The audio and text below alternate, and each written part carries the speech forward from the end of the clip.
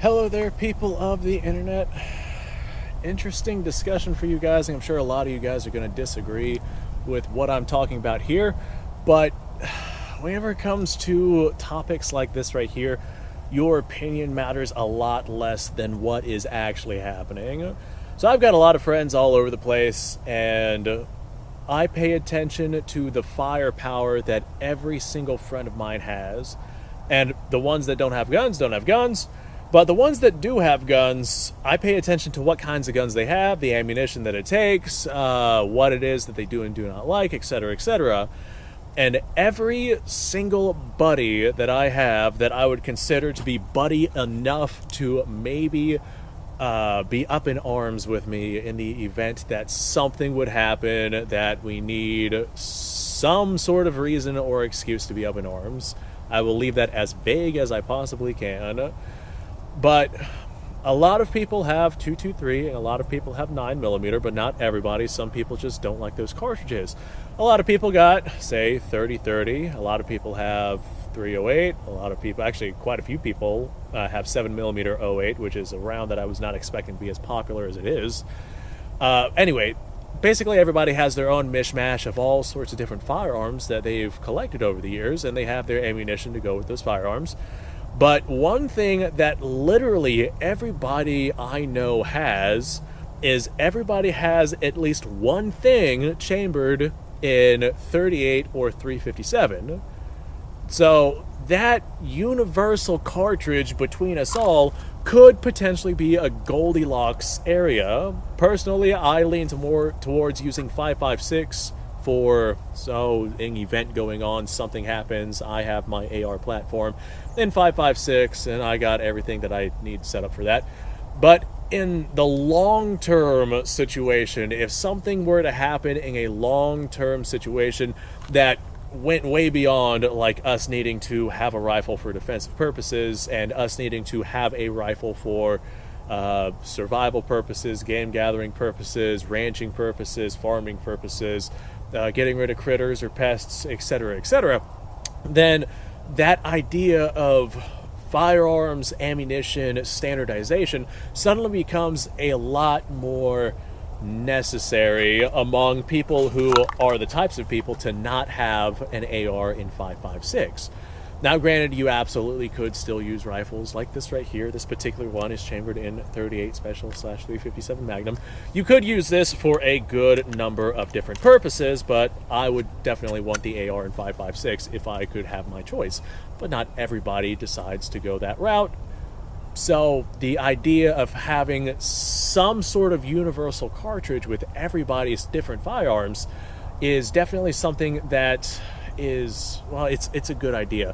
From a logistical standpoint, it is good to have that cartridge to universally be sprinkled around your group. You never know who might have what, but you know everybody has at least this.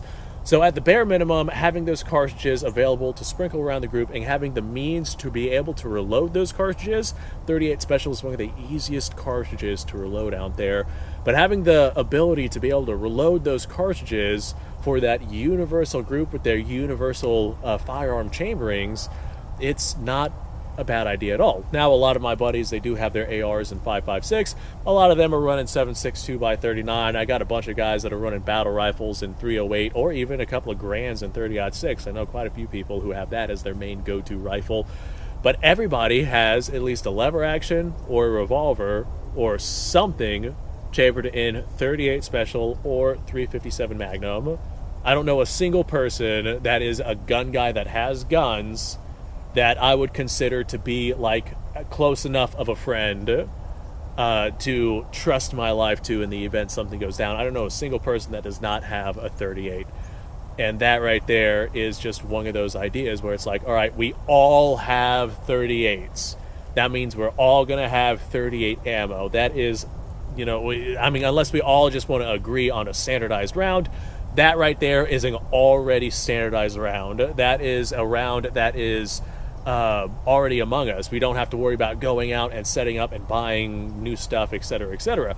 Now, of course, you want to make sure that you have the means to be able to maintain your particular firearm. You want to make sure that you got parts for your gun, and so on.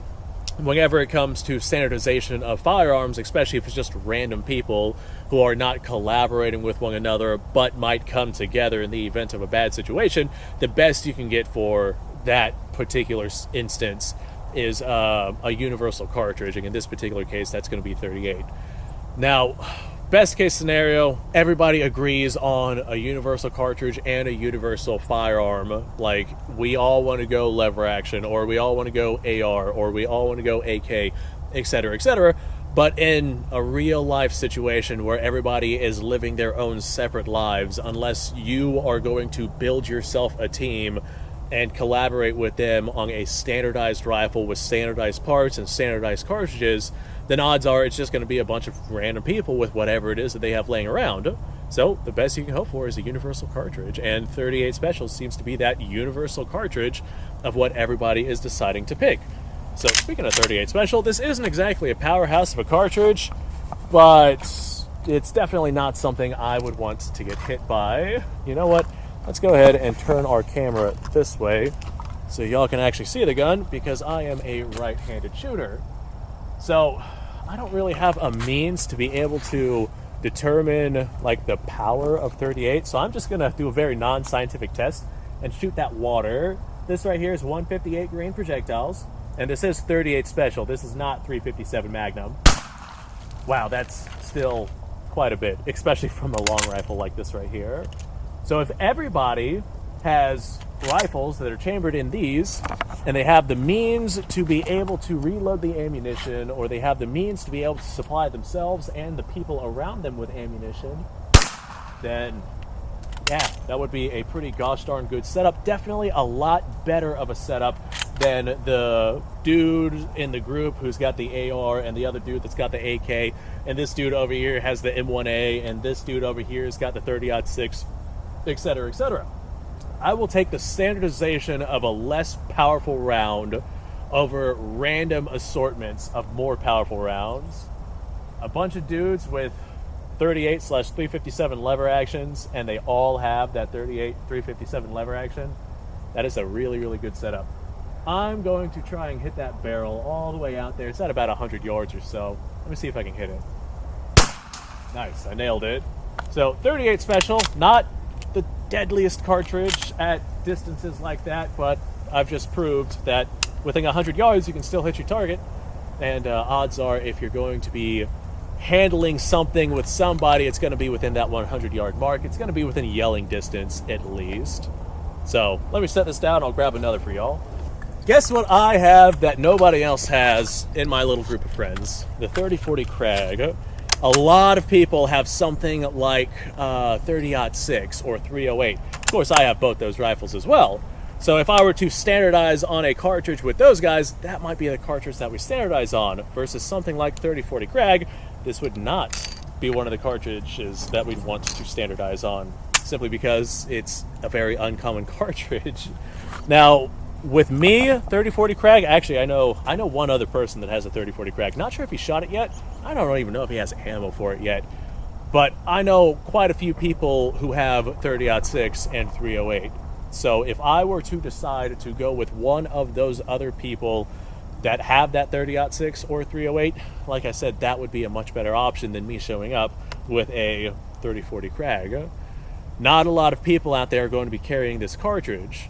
Now, if you are in, like, I know whenever I was living up in North Florida, there were a lot of hunters up there, and a lot of people used 308. Like, that was the primary cartridge up there by a huge, huge margin. Everyone had a rifle in 308, with the exception of one person. But he did have a 7mm 08, and that was another very, very common cartridge out there.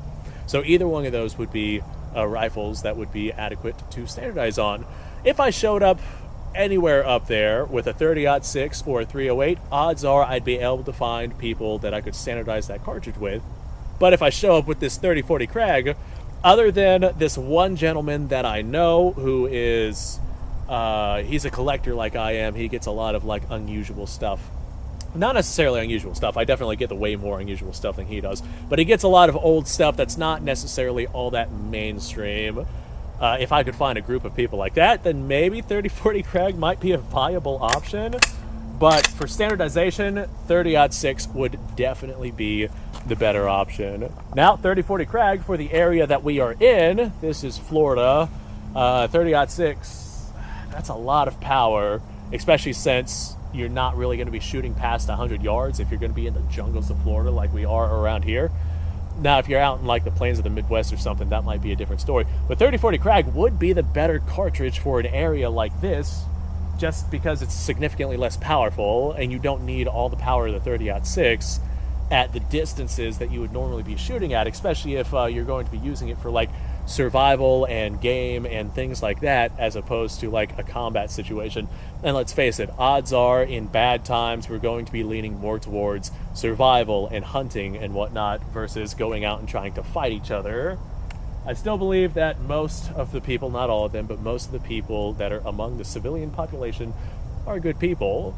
Of course, all it takes is one bad egg, one bad apple. You guys know the saying. Alright, so 3040 Craig, this is 150 grain projectile, should be traveling at about 2,500 or so feet per second, somewhere in that ballpark, and it's not as powerful as 30-06, but it's definitely not an intermediate cartridge either. I'm going to shoot the mud, why not? Oh wow. Alright, 3040 Craig might have a bit more power than I originally was giving it credit for, because that put like a fist-sized hole in the mud right there. Okay, let's shoot something else here. Let's get my cartridge unjammed here. Alright, for some reason, this cartridge, I guess it is a little on the used side. This is reloaded ammunition. So this is ammunition that has been fired before on numerous occasions. A little on the sticky side. It did not want to feed through our magazine all that effectively, so I'm just going to go ahead and load it directly into the chamber. Now, what am I shooting at this time? Let's shoot at, you know what? There's that's like sheet metal though. There's a washer right there. I guess I could shoot that. Might be fun. Let's shoot at the washer that's sitting right there. Well, it's been shot. I feel like the bullet just kind of went right through that though. But anyway, you guys see my point. 3040 Craig would probably not be a good rifle cartridge for me to go with because it's definitely not standardized at all here in the US, at least not anymore. If this was 100+ years ago, then this right here might be a good option. It might be what a lot of different people are using, but nowadays, especially in the area that I am in, definitely not a good option.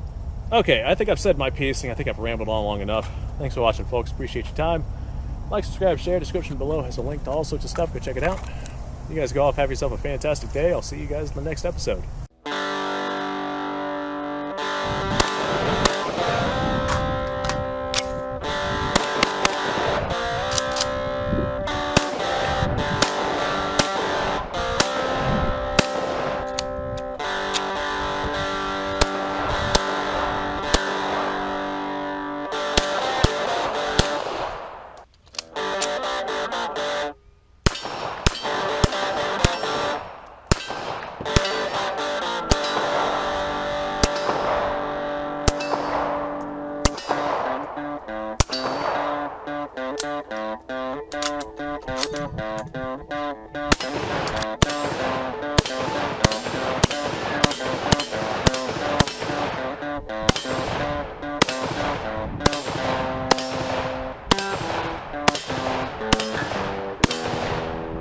Been a little while since I've done this.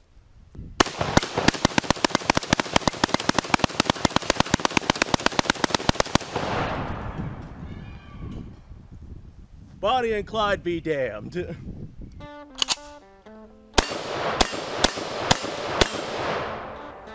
Poor man's Garrett.